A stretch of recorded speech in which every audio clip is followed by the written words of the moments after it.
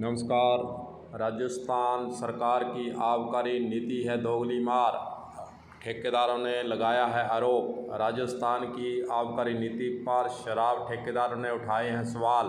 सरकार पर उन्होंने आरोप लगाया है कि हमारे साथ दोगली नीति का किया जा रहा है काम।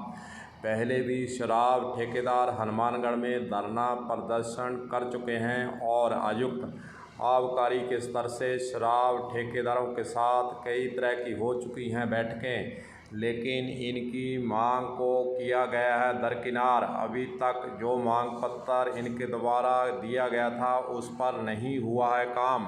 ठेकेदारों का आरोप, मासिक गारंटी पर शराब को ठेकेदार कैसे उठवाएं क्योंकि उनका खर्चा नहीं हो रहा है पूरा। मासिक गारंटी जमा करवाने पर हो रही है हानि। उठाव और बेचान में अंतर होने से ठेकेदारों का धंधा हो रहा है चौपट। ठेकेदारों ने लगाया है यह आरोप, इसीलिए आज हनुमानगढ़ में लगा है अनिश्चितकालीन धरना। आइए आपको सुनाते हैं कि ठेकेदारों की क्या है दास्तान, सुनिए। सबसे पहले तो मैं समस्त शराब व्यवसायियों की ओर से आपके पत्रकार बंधुओं का धन्यवाद प्रकट करता हूं। हमारी मांगें विगत में आपको पता ही है, जब हमने धरना प्रदर्शन शुरू किया था और पिछले महीने सचिवालय से भी हमें मीटिंग में बुलाया गया था और हमारी जो समस्याएं थी उनको सुना गया था आबकारी आयुक्त द्वारा। आयुक्त ने भी ये वहाँ मीटिंग में माना था भी ये जो समस्याएँ हैं वो सही है कि जो सरकार ने आबकारी नीति बनाई है वो एक तरह से समस्त शराब व्यवसायियों के लिए दोगली मार है। इन्होंने जो आरएमएल एक नई शराब निर्मित की है जिसमें कि पिछले वर्ष गत वर्ष की भांति इस वर्ष उसको दुगना कर दिया गया है और उसके जो रिजर्व प्राइस रखे हैं वो बहुत ज़्यादा रखे हैं, जिससे कि शराब व्यवसायी की जेब पे दोगली मार पड़ रही है।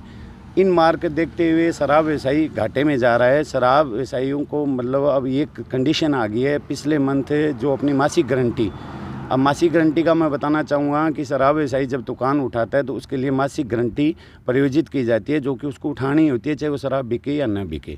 अब नहीं बिकने के कारण शराब व्यवसायी अपने घर से पैसा ला रहा है, अपने घर के प्लाट ज़मीन आदि गिरवी रखने की कंडीशन में आ गया है।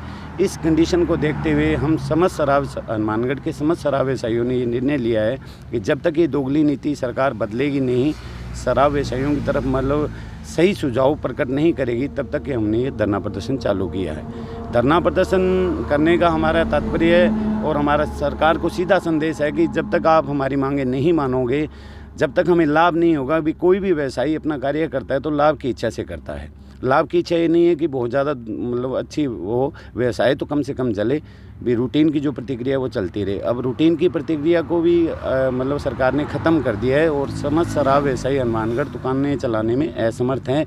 आप पत्रकार बंधु देखते रहे हो, गत दिनों में काफ़ी दुकानें सरेंडर हुई है। लास्ट 5-7 सालों में आपने कभी देखा था भी शराब व्यवसायी दुकान सरेंडर कर रहा है? अब खुद शराब व्यवसायी दुकानें छोड़ के जा रहे हैं। सरकार को तो नुकसान हो ही नहीं रहा है, सरकार तो उस पर थोप रही है। अब हम इस थोपने की प्रतिक्रिया को बंद करने के लिए अपनी मांग शांति प्रिय तरीके से आदरणीय डीओ साहब के माध्यम से, आदरणीय कलेक्टर साहब के माध्यम से हमने सरकार तक संदेश पहुंचा दिया है। सरकार को ये संदेश सुनने में नहीं आ रहा है, तो सरकार को जगाने के लिए हमने ये धरना प्रदर्शन चालू किया है।